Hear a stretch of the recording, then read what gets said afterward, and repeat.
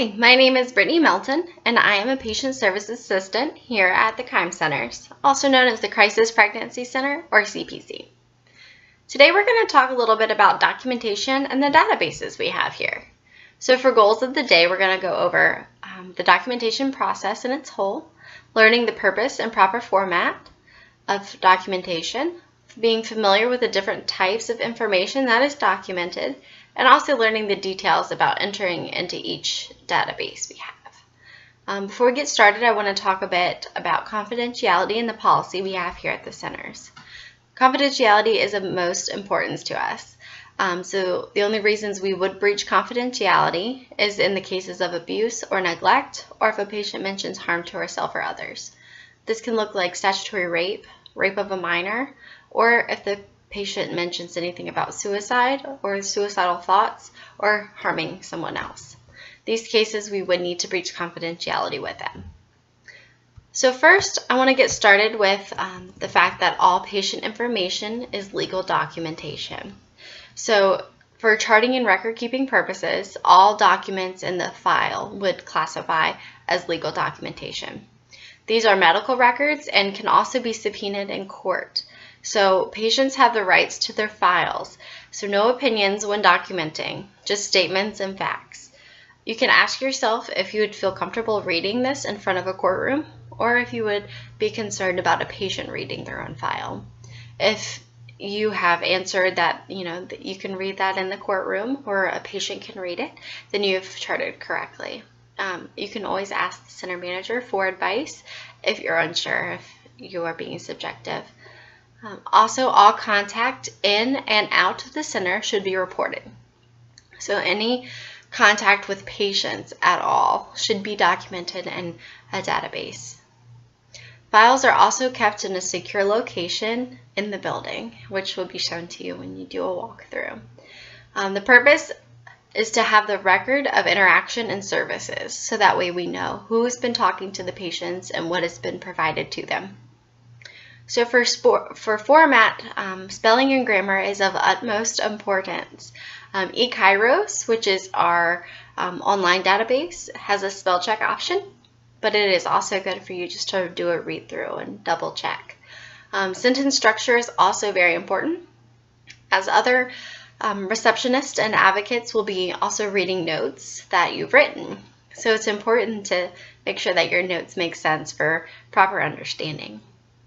We will also, again, mention that we should be recording facts and not opinions. When in doubt, again, ask the center manager. As far as paperwork, they should be completed in black ink only. This is for legal documents of any type, and so we only use black ink here in the center. No pencils, no blue ink, no red ink, no ink of any color, just black. So first we're going to talk about the assembly of intake paperwork. So from the time that the patient comes in to the time they go back with the advocate. So the intake process looks a little bit like the patient comes in for their visit and you greet the patient. So whoever's at the front will greet the patient and ask for a photo ID. If the patient does not have a photo ID, a picture can be taken of her with a camera that we have in the building. Once you have the photo, you will make a copy. So for medical clinics, we need to make 2 copies of the ID, one for the advocate and one for the nurses. If you're in the satellite centers, you will only need to make 1 copy, as there are no medical staff there. We will review the first set of forms with her, so ensuring that she understands what each form is and if she needs to sign any forms. We need to make sure we point those out to her as well. Understanding the paperwork with her will help her complete it to the best of her ability and help minimize all mistakes. We'll also need to confirm the name, spelling of the name especially, and the date of birth from her ID. If the name on the account that she is under in eKairos differs from the ID, we will need to take the ID name and spelling. So it's important to realize that there are a few steps for anyone who's checking in a patient. Also, once you do the first set of paperwork and she's sitting down, you can then take the ID, confirm the name, and then you'll also need to open a new case in eKairos.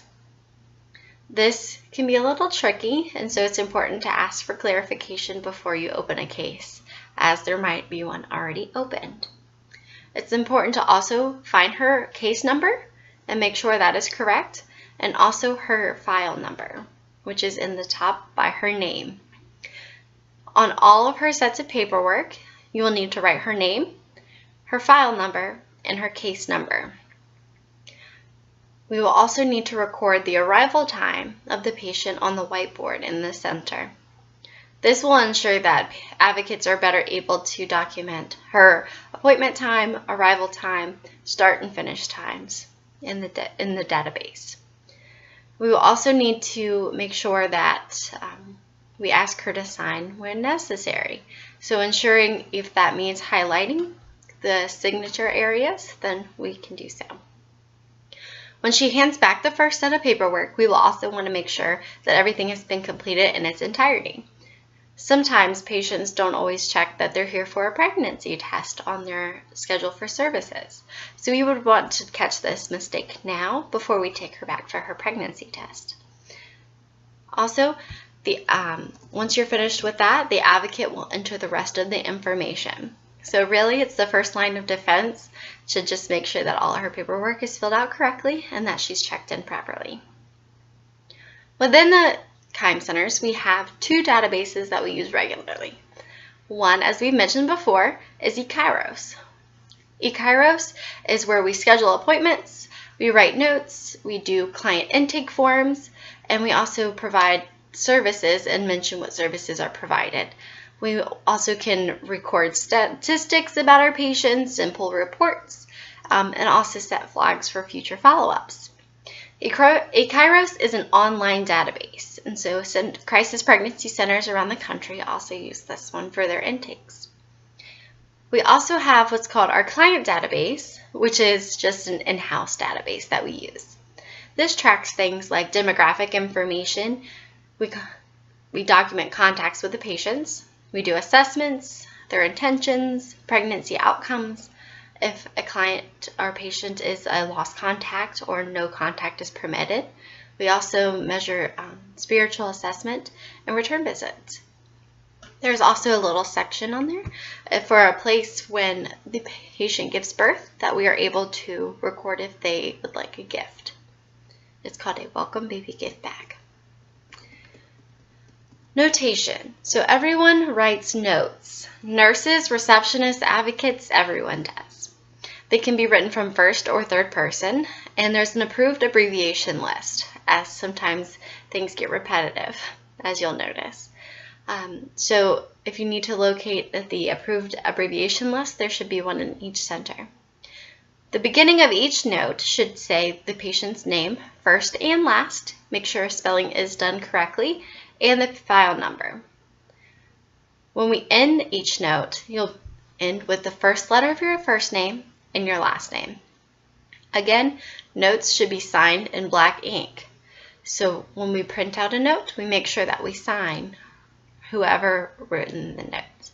This is especially important after the advocate meets with the patient. Some charting guidelines. So we want to make sure we're being subjective in what we say. So that way we're, again, only saying what the facts were. So her reason for visit, her test results, and any options she's considering. So she's here for abortion information, maybe abortion-minded, and also what significant influences in her life knows about the pregnancy. Health history and also pregnancy history are important for this section. Some objective information can be so what you discussed and how she was engaging, any facial expressions that she was making, or if you notice she was crying. These are objective things that can be written in the note as well. We also want to make sure we have intentions in there and assessments, and they can be a little tricky, so we have guidelines in each center, and then also a plan of action. So what we're going to do next. If we're going to follow up in 3 days, then we'll write follow up on this day, and also make sure we have those flags set in eKairos. We also want to make sure that we sign when we print out the note, that we have a place where we have signed on the note to make sure that we have reviewed it and we have noted that it is done. So again, back to mandated reporting.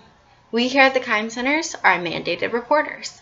So reasons to report kind of go back to the confidentiality agreement and can include abuse or neglect of minors, harm to self or others, and also statutory rape. So if any of those situations comes up when meeting with a patient, we want to immediately tell the center manager, no matter where you are. So organizations we report to in general are CPS, or Child Protective Services, the police, and also emergency services. We do have a plan that we follow for reporting. So after we meet with the patient and we've made our plan and we've told our center manager, we need to make sure we document anything that we did in the note. So we need to write the reason. So whatever she said that made us want to get her checked out or report to the authorities. And we also want to make sure that we report what actions were taken from what we've heard. So that can look like contacted center manager. Also, in a separate note, the center manager will also report the steps that she took to handle the situation as well, just so that everyone is on the same page. If for some reason we need to make a late entry into eKairos, that is permitted. So updating partial notes. So partial notes can be made when time constraints, and the center manager must be noted when this happens and also must have a completion date of when this will be done. One way to do this is to add an addendum, which will again look like you write the patient's last name, first and last name, their number, and then also we want to make sure we make a statement, late entry addendum for note entered, and the day that the initial note was entered. If there is a correction that needs to be made on a note and it's already passed, we can say, again, patient first and last name, number, and then we need to write correction to note made on this day, and we want to say note reads, and as the initial note read, and then also note should read, so we can clarify the correction that was made. We can also use an extra note to clarify. So it would look the same as the last two. So you do the first and last name of the patient, their number, and also clarification to note made on this day.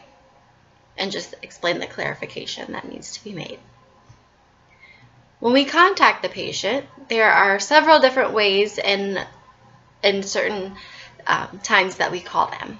So we can do appointment reminders, which look like the day before, just calling the patient and saying, we have you on the schedule for an appointment tomorrow at our Chesapeake location, or whatever location it may be. There's a script in each center that should be followed, as these are HIPAA compliant, and we don't want to give out patient information if we're unsure of who's answering the phone. We'd also need to make a note in eKairos under the appointment information for when we speak with the patient or leave a voicemail. Again, we document everything. We also contact patients for birth outcomes. This looks like they're about a week past their due date, and we would give them a call to see if they have any updates for us. We would then offer them a welcome baby gift bag if they have given birth and are interested. Another reason we would give a call to a patient is just to follow up. So this can look like 3 days after the initial appointment or a week after the initial appointment.